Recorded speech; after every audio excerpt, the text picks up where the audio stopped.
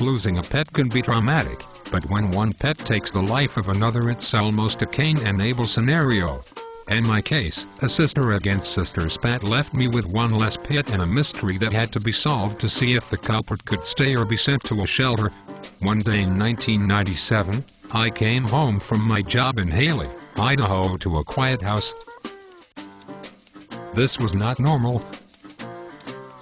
Normal meant two dogs barking, eager to be let out for exercise and fun. Instead, silence as I turned the key, opened the door and saw my beloved cat, Kitty Girl, lying dead in the middle of the living room. My Rhodesian Ridgeback Rosie shied away from me on my entry to the crime scene. Living room couch, coffee table, dead cat in the middle of the floor. No blood anywhere. I stood stunned for a moment, taking the scene in. My cat, all black except for a white chest, lay motionless. I concluded that Rosie was the culprit. Her companion George, a sheepdog/Springer Spaniel mix with a happy-go-lucky attitude, seemed eager to turn her in and testify as a witness. Thomas, the gray tabby, was nowhere to be seen. Probably afraid of becoming the next feline fatality. As I investigated the crime scene without moving the body, I began to try and determine if this had been a premeditated murder or crime of passion. Had Rosie been biding her time? Had she waited years to pounce on my stray cat taken in years earlier and before the big dog? Or had she killed the cat by accident? Like most animals in my life, Kitty Girl was given to me. She'd been a stray in the parking lot at the newspaper I worked at, the Waco Tribune-Herald, and another reporter put the cat on my car. I could not resist and took the cat home. At the time I lived alone with no pets in a one-bedroom apartment. Kitty Girl earned her keep by munching anything and leaving rodents on the rug at the entrance. As my fortune improved, so did hers. I bought a house. She got a kitty condo. Soon, she got another human to live with who brought George. Two more strays joined the menagerie, Thomas the tabby and Rosie, a Rhodesian Ridgeback puppy abandoned because she did not meet egg standards for the breed. From the beginning, there had been an uneasy truce between Rosie and Kitty Girl as Rosie tried to show she led the pack.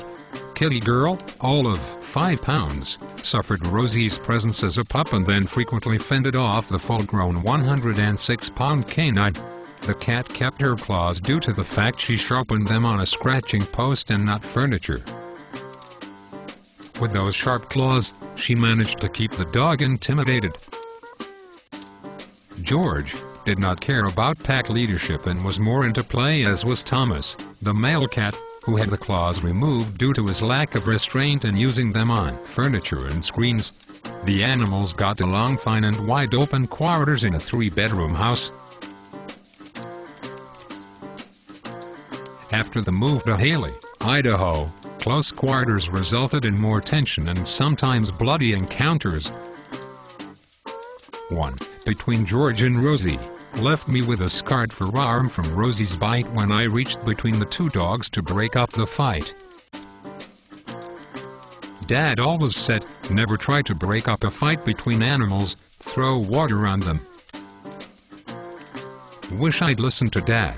Finally, an apparent face-off resulted in a fatality. I wanted desperately to believe it was an accident. Carefully, I picked up Kitty Girl's remains, so light, airy and missing her aloof personality. I took her to the refrigerator and put her inside on a cookie sheet, sort of a makeshift morgue. Then I called the veterinarian. I went straight to the point. I wanted him to perform an autopsy on Kitty Girl. He answered with no surprise in his voice, telling me it would cost about $100. The vet knew all 4 of our animals. He said he figured sooner or later some mishap would come from keeping 2 large dogs and 2 feisty cats in a 2-bedroom house. Autopsy results showed my cat died of a blunt trauma to the head and a skull fracture.